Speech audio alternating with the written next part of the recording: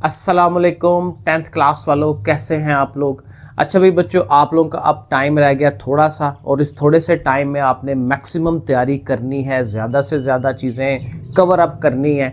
तो मैथ के लिए एक कुछ इम्पॉर्टेंट चीज़ें, ऐसी चीज़ें जो आपको पेपर में बहुत हेल्प करेंगी।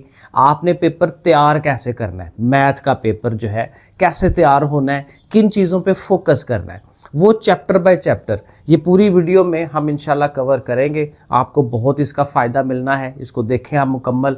इसमें हम ये करेंगे कि इस पूरे एक चैप्टर में हमें किस चीज़ पे ध्यान करना है, किस पे नहीं करना।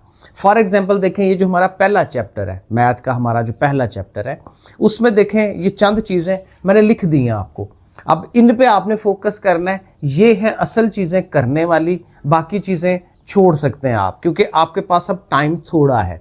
अब देखिए, सबसे पहला काम ये है कि जो हमारा चैप्टर नंबर 1 है ना, उसमें ये 6 चीज़ें हैं डेफिनेशन वाली, ये हमें आनी चाहिए कि इनमें से कोई चीज़ आ सकती है। मसलन पहले तो यही पूछेगा कि क्वाड्रेटिक इक्वेशन होती क्या है, दो दर्जी मसावात की डेफिनेशन दे दे, तो वो हमें उसको डेफिनेशन देनी है। एक ऐसी मसावात जिसमें मुतगय्यर की ज़्यादा से ज़्यादा पावर 2 होती है, such an equation where highest power of the variable is 2, और नीचे उसकी स्टैंडर्ड फॉर्म लिखते हैं ax² + bx + c = 0। तो वो एक मशहूर सी जो डेफिनेशन है हमारी, वो हम उसको देंगे, ये हमें लाजमी आनी चाहिए, दो दर्जी मसावात।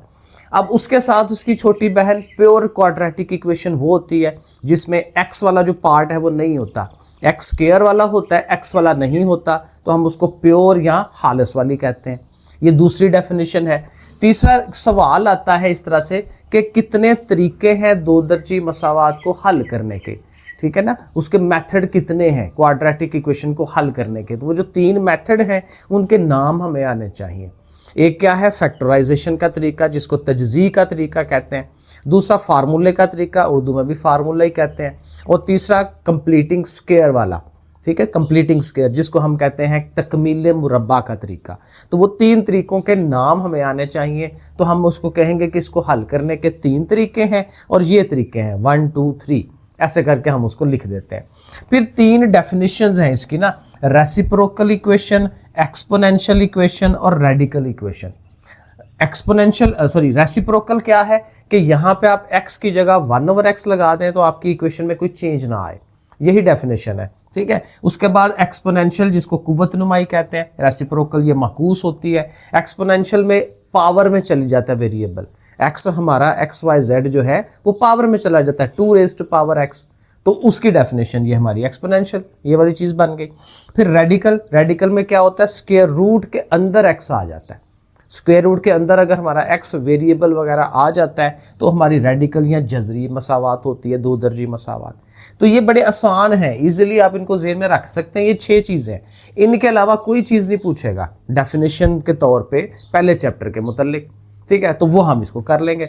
उसके बाद सवाल हल करना जो होता है, सवाल हल करने में जो एक्सरसाइज 1.1 के शुरू का जो 1-2 सवाल है, उनमें से आता है कि जी ये आपको सवाल दिया गया, इसको स्टैंडर्ड फॉर्म बनाए, दो दर्जी मसावात या क्वाड्रेटिक इक्वेशन की स्टैंडर्ड फॉर्म बनाए। तो वो हमें कन्वर्ट करने के, वो एलसीएम लेके ज़रबे तकसीमें करके, तो उसको एक सीधी शक्ल जो है वो बना के देनी। स्टैंडर्ड फॉर्म का आपको पता है ना, वो ये वाली हम लिखते हैं ax² + bx + c = 0। ये शक्ल एट द एंड बनानी होती है, और ये बहुत इंपॉर्टेंट है।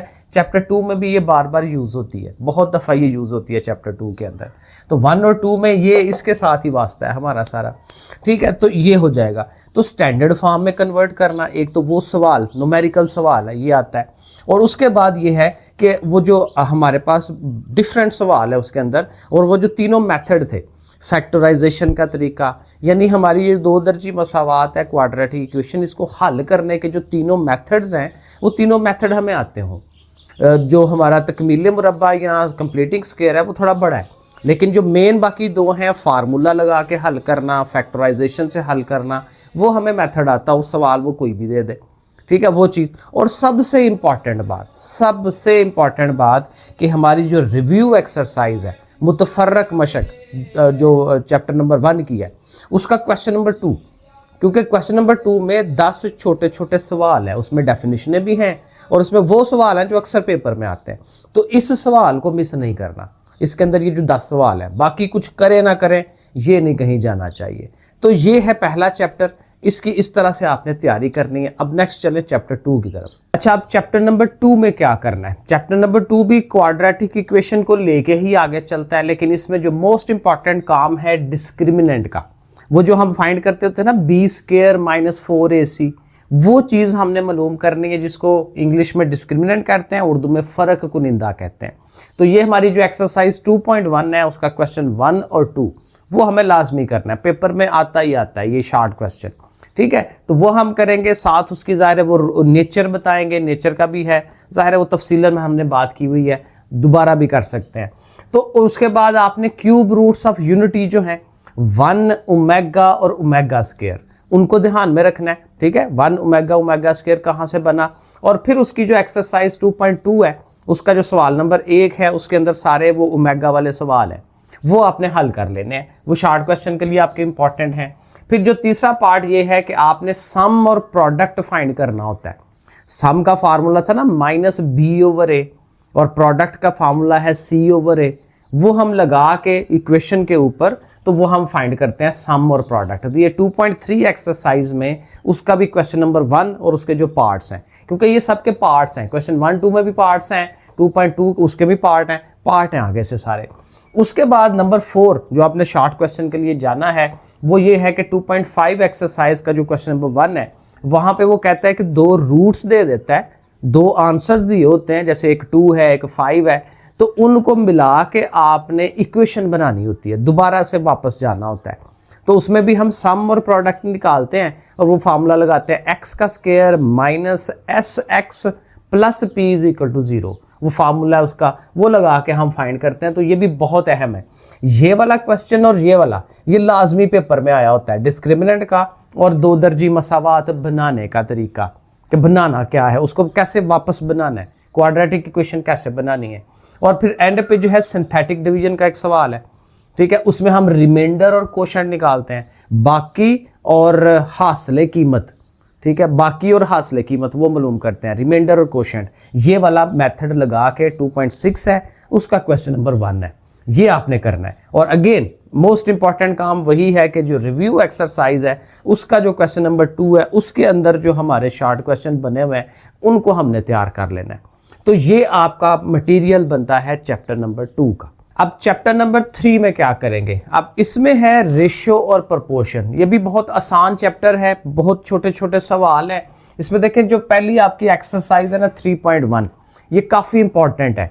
इसमें वो क्या करता है, कहीं से भी सवाल, शॉर्ट सवाल आपको निकाल के दे देता है, शुरू वालों में से भी, जहाँ पे सिर्फ 2 रकमें हैं और सामने बीच में 2 नुक्ते लगा दिए हैं और उसको सिंप्लीफाई करने के लिए क्या देता है, उनमें से भी आ जाता है। या आगे जो थोड़े स्टेटमेंट वाले सवाल हैं लेकिन वो हैं बड़े छोटे, तो उनमें से भी आ जाता है एक्स और वाई की रेशियो मालूम करना, या एंड पे जो सवाल है, ठीक है, वो एक्स वाई मालूम करना है, या इस तरह से। तो ये सारी जो एक्सरसाइज है ना शॉर्ट सवालों वाली है।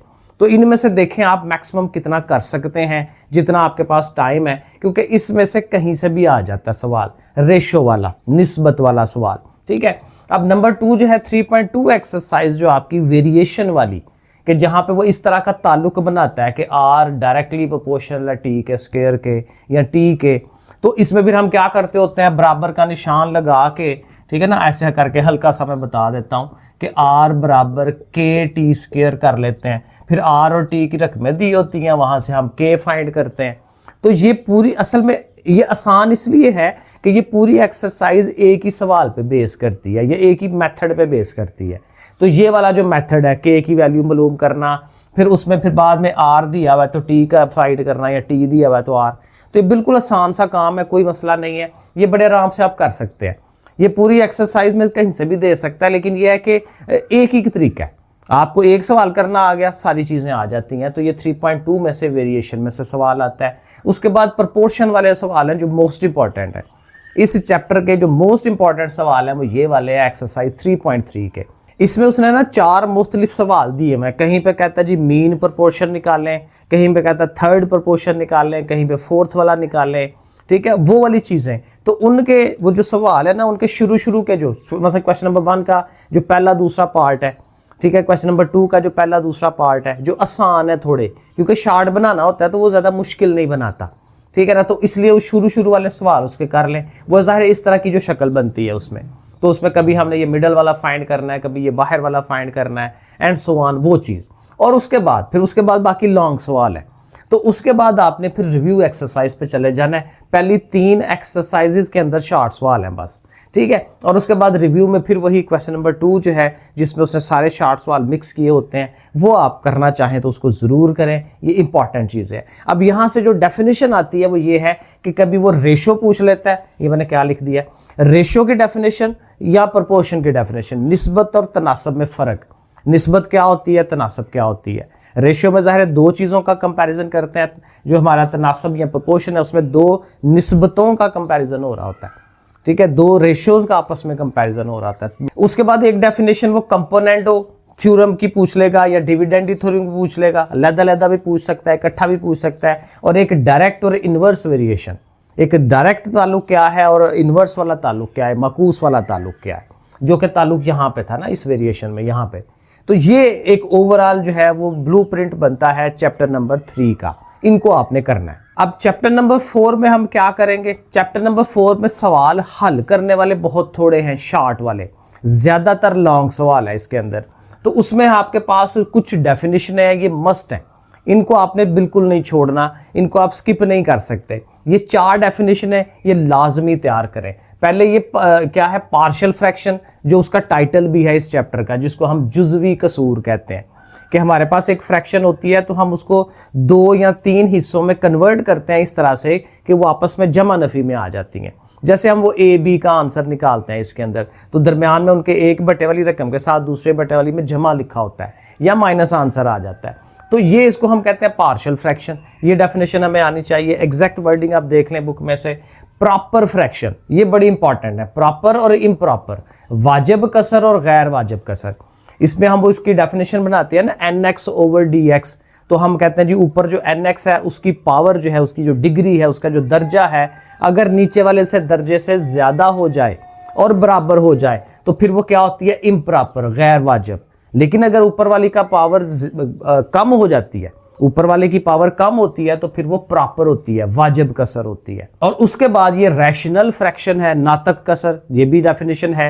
तो ये 4 डेफिनेशन आपने लाजमी रेडी कर लेनी है। उसके बाद जो सवाल आपने हल करने हैं, अगेन ये शॉर्ट सवाल होता है लेकिन थोड़ा सा लेंथी होता है। तो उसमें ये जो एक्सरसाइज 4.1 है उसका क्वेश्चन 1, 2, 5, 6 ये कर लें, ये अच्छे सवाल है शॉर्ट के लिए। और उसके साथ उसकी अगर पीछे एग्जाम्पल में कोई 1-2 एग्जाम्पल लिखी हुई है इन सवालों की तरह की, तो वो आप कर लें। और फिर अगेन एट द एंड जो है रिव्यू एक्सरसाइज का क्वेश्चन नंबर 2 को ज़रूर आपने करना है, शॉर्ट क्वेश्चंस को अटेम्प्ट करने के लिए। अच्छा जी, अब चले चैप्टर नंबर 5 की तरफ। ये सेट्स वाला चैप्टर है और ये ऐसा चैप्टर है कि इसको कोई बच्चा भी छोड़ नहीं सकता, क्योंकि ये बहुत आसान है और उतना ही इम्पॉर्टेंट है पेपर के लिए, डिफरेंट चीज़ों के लिए, MCQ, शॉर्ट, लॉन्ग, सब के लिए। तो ये बहुत अहम चीज़ है, बहुत आसान चीज़ है, इसको ज़रूर आपने तैयार करना है। ये वो चीज़ें जो पहले भी करते आ रहे हैं। इसमें सबसे पहले तो आपको यूनियन इंटरसेक्शन का पता हो। यूनियन में हम इकट्ठा करते हैं, इंटरसेक्शन में जो एक जैसी चीज़ें हैं उनको लिख लेते हैं, यूनियन और तकाते जिसको हम कहते हैं। उसके बाद A-B और B-A करना, एक सेट में से दूसरे सेट को माइनस कराना। माइनस कराते हैं तो उसके एक जैसे अरकाइन कट जाते हैं, जो पहले सेट में जो बचता है वो हम लिख देते हैं, वो A-B या B-A। और उनके आंसर डिफरेंट आते हैं। फिर उनका A-B- निकालना, कंप्लीमेंट मालूम करना। वो कैसे होता था, यूनिवर्सल में से उस चीज़ को माइनस करते थे। यूनिवर्सल में से A माइनस कर दें, B माइनस कर दें, तो वो हमारा A-B- या ऊपर C लिखा होता है वो आ जाता है। ठीक है, तो कंप्लीमेंट, माइनस कराना, यूनियन, इंटरसेक्शन, ये बेसिक चीज़ें। फिर उन्हीं से मिल के फिर हमारा डी मॉर्गन्स लॉ बनता है। ये लॉन्ग सवाल है, लॉन्ग के लिए मोस्ट इंपॉर्टेंट, तकरीबन 99% मस्ट होता है कि यही सवाल आ जाता है, या इससे हल्का सा मिलता जुलता कोई चीज़ बना देगा नीचे। ठीक है, तो ये डी मॉर्गन लॉ लॉन्ग सवाल 4 नंबर आपके पक्के हो जाते हैं अगर आप इसको रेडी कर लेते हैं। और इसके अंदर वही कुछ है जो हम ऊपर बयान कर रहे होते हैं। ठीक है, उसके बाद एक्सरसाइज 5.4 में जब जाएंगे आप, तो ये इस चैप्टर की मोस्ट इंपॉर्टेंट एक्सरसाइज है। इसमें से शॉर्ट सवाल मस्ट हो जाता है, क्योंकि इसमें हमारे पास एक तो वो A×B वाले सवाल है कि जी A×B बनाएं, वो जो जोड़े बनाते हैं, मुतरतब जोड़े, ऑर्डर्ड पेयर्स बनाते हैं, वो बनाते हैं। और उसके साथ एक वो सवाल आता है जिसमें 2 ऑर्डर्ड पेयर्स को बराबर कर देता है, वो एक जोड़ा दूसरे जोड़े के बराबर है तो उसमें से ए और बी को मालूम करें। तो वो बड़ा आसान सा सवाल है। तो ये एक्सरसाइज जो है मुकम्मल आपने हल करनी है, छोटी सी है, जल्दी जल्दी हो जाती है, इसको ज़रूर आपने रेडी करना है। और उसके बाद जो 5.5 है उसके पहले 4 सवाल कर लें। ये वो हमारे वाले हैं सवाल जिसमें हम क्या करते हैं कि हमने A क्रॉस B बनाया होता है, तो उनमें से कुछ बाइनरी रिलेशन बनाना चाहता है कि इसमें से कुछ रिलेशन बना के दें। तो ये भी बहुत सिंपल सा सवाल है, कुछ अराकीन को उठा के हम लिख देते हैं तो हम कहते हैं लो जी ये रिलेशन बन गया। तो ये पहले 4 सवाल इसके इंपॉर्टेंट हैं शॉर्ट क्वेश्चंस के लिए। तो इस चैप्टर में ये इंपॉर्टेंट काम है, इसको आप तैयार कर लें।